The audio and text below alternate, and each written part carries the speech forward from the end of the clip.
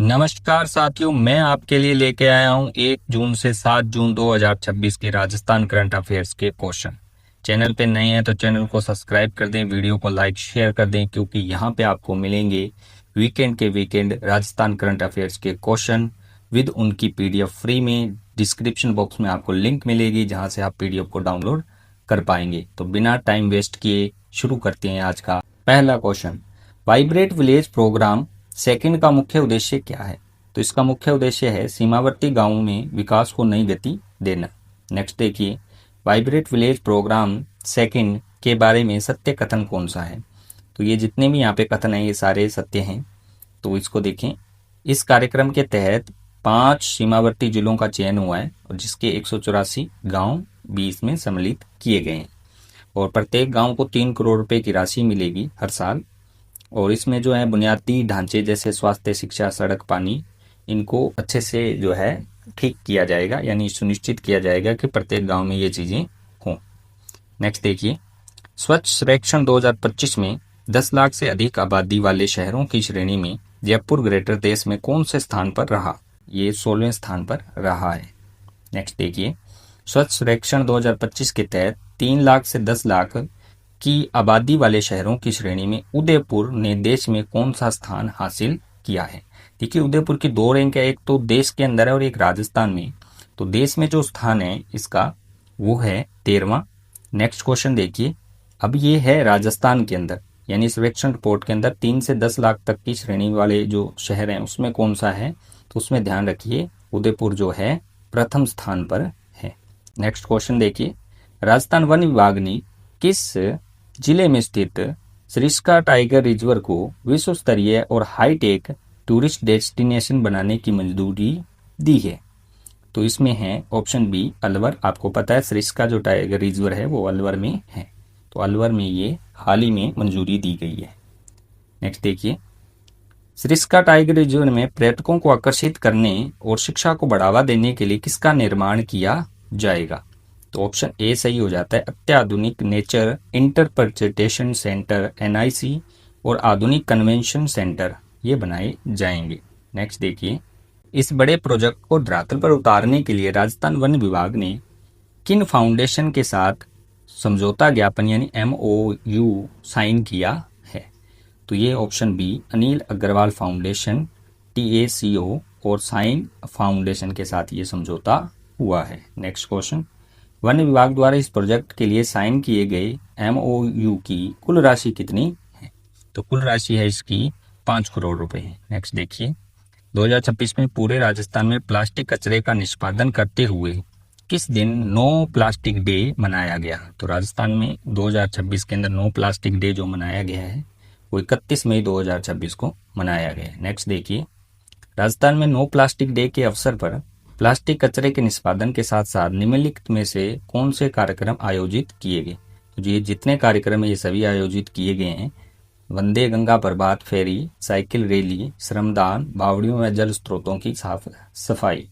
Next देखिए, बकरी के दूध से साबुन और शैम्पू बनाने का राजस्थान राज्य का पहला प्लांट जो है उससे संबंधित सत्य कथन आपने बताना है और इम्पोर्टेंट क्वेश्चन हो जाता है। इससे संबंधित जो फैक्ट्स हैं आपको याद रखने चाहिए। सबसे पहले ये जो है राजस्थान का पहला प्लांट है, तो ये लग रहा है सुजात पाली के अंदर, और इसमें जिस बकरियों के दूध का इस्तेमाल किया जाएगा उनकी नस्ल है हैदराबादी नस्ल।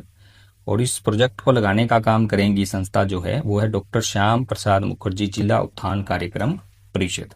इस योजना में 15 लाख रुपए खर्च किए जाएंगे और 1000 परिवारों को जोड़ा जाएगा। नेक्स्ट देखिए, विधानसभा द्वारा हाल ही में पारित राजस्थान दुकान और वाणिज्यिक अधिष्ठान संशोधन विधेयक 2026 का मुख्य उद्देश्य क्या है? इसका जो मुख्य उद्देश्य है व्यापार को सुविधाजनक बनाना और कार्यस्थलों पर श्रम नियमों का आधुनिकीकरण करना।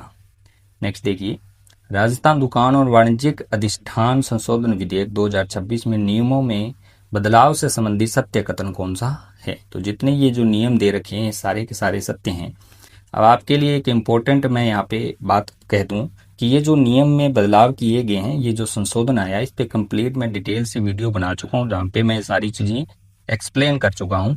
अगर आप इसको अच्छे से देखना चाहें तो लिंक डिस्क्रिप्शन बॉक्स में वीडियो की, आप वहां से वॉच कर पाएंगे, क्योंकि ये आने वाली परीक्षाओं की दृष्टि से बहुत इंपॉर्टेंट नियम है, बदलाव है, ये संशोधन है, तो बिल्कुल जरूर वॉच करना उस वीडियो को। अब बात करते हैं इसमें थोड़ा सा कि जो दैनिक कार्य घंटे हैं 9 घंटे से बढ़ाकर 10 घंटे किया गया है, और जो श्रमिक है 6 घंटे के बाद 30 मिनट का ब्रेक ले सकता है। एक तिमाही के अंदर जो ओवर टाइम की सीमा है 50 घंटे से बढ़ाकर 144 घंटे कर दी गई है। और अगर कोई काम सीख रहा है बच्चा तो वो कम से कम जो उसकी उम्र पहले 12 साल थी अब बढ़ाकर 18 साल कर दिया गया है। और इसी के साथ 14 से 18 साल के जो श्रमिक हैं उनसे रात में काम नहीं लिया जा सकेगा। नेक्स्ट क्वेश्चन देखिए, 7 करोड़ 19 लाख से अधिक आभा यानी आयुष्मान भारत स्वास्थ्य खाता आईडी बनाकर राजस्थान पूरे देश में कौन से स्थान पर रहा? ये जो है सेकंड स्थान पे रहा है। नेक्स्ट क्वेश्चन देखिए, हाल ही में वाहनों की पहचान सुनिश्चित करने और फर्जीवाड़े को रोकने के लिए सरकार द्वारा निम्नलिखित में से क्या लगवाना अनिवार्य किया गया है? नया बदलाव किया गया है और ये ऑप्शन बी सही हो जाता है, high security registration plate HSRP, जो एल्यूमिनियम की बनी होती है। नेक्स्ट देखिए, 75वीं सीनियर स्टेट एक्वाटिक चैंपियनशिप 2026 का आयोजन कहाँ किया गया है? तो इसका जो आयोजन है ऑप्शन बी तरलताला SM स्टेडियम में किया गया है। नेक्स्ट देखिए, 75वीं सीनियर स्टेट एक्वाटिक चैंपियनशिप 2026 के संबंध में कौन सा कथन सत्य है? तो ये जितने कथन दे रखे हैं ये सारे के सारे सत्य हैं, और आपको थोड़ा बहुत इनको याद रखना भी जरूरी है, परीक्षा की दृष्टि से इंपॉर्टेंट हो जाते हैं। अब इसमें क्या क्या याद रखना है, एक तो आपने खिलाड़ी का नाम याद रखना है, एक वो किस डिस्ट्रिक्ट से बिलोंग करता है, और कौन से खेल में उसने वो कौन सा पदक जीता है, ये चीज़ें आपको ध्यान में रखनी पड़ेगी। जैसे भीलवाड़ा की जो योगिका सिंह हैं उन्हें महिला वर्ग में 100 मीटर में बैक स्ट्रोक में स्वर्ण पदक जीता है। इसी तरीके से आप ये जितने फैक्ट हैं इनको अच्छे से पढ़ लेना और जितना हो सके इनको याद रखने की कोशिश करना। नेक्स्ट देखिए, राजस्थान के पहले कमांड एरिया आधुनिकीकरण प्रोजेक्ट समृद्धि पायलट प्रोजेक्ट के संबंध में कौन सा कथन सत्य है? तो ये जितने कथन यहाँ पे दे रखे हैं ये सारे के सारे सत्य हो जाते हैं। Modernisation of command area development MCAD योजना के तहत संचालित किया जाएगा। बिसलापुर कमांड एरिया में ये शुरू किया जाएगा। इसके तहत किसानों के खेतों तक पानी पहुंचाने के लिए प्रेशराइज्ड पाइपलाइन नेटवर्क विकसित किया जाएगा। नेक्स्ट देखिए, इस वर्ष 5 जून 2026 को विश्व पर्यावरण दिवस की मुख्य थीम क्या रखी गई है? इसको वेरी वेरी इंपॉर्टेंट लगाएं, क्योंकि हम देखते हैं हर परीक्षा में थीम से संबंधित प्रश्न आता है। तो इस बार जो परीक्षाएं होंगी भर्तियां आगे जो समय में, तो उसमें ये प्रश्न बहुत इंपॉर्टेंट हो जाता है, तो इसको अच्छे से याद रखें। तो इसका राइट आंसर है यहाँ पे option C. Option C right answer है, प्रकृति से प्रेरित जलवायु के लिए हमारे भविष्य के लिए। नेक्स्ट देखिए, खेत बचाओ अभियान निम्नलिखित में से किसके द्वारा शुरू किया गया एक राष्ट्रव्यापी अभियान है? तो ये जो है यहाँ पे ऑप्शन बी कृषि और किसान कल्याण मंत्रालय और भारतीय कृषि अनुसंधान परिषद ICAR द्वारा ये शुरू किया गया है। खेत बचाओ अभियान का मुख्य उद्देश्य क्या निर्धारित किया गया है, यानी इसका मुख्य उद्देश्य क्या है? तो इसका मुख्य उद्देश्य है मिट्टी की उर्वरता सुधारना, रासायनिक खादों का संतुलित उपयोग करने और प्राकृतिक खेती अपनाने के लिए जागरूक करना है। नेक्स्ट देखिए, इस अभियान की शुरुआत 3 जून 2026 को राजस्थान के किस स्थान से की गई है? अब राजस्थान करंट अफेयर से संबंधित ये इंपॉर्टेंट क्वेश्चन हो जाता है। तो इस 3 जून 2026 को ये शुरू किया गया राजस्थान के अंदर, कहाँ से शुरू किया गया है?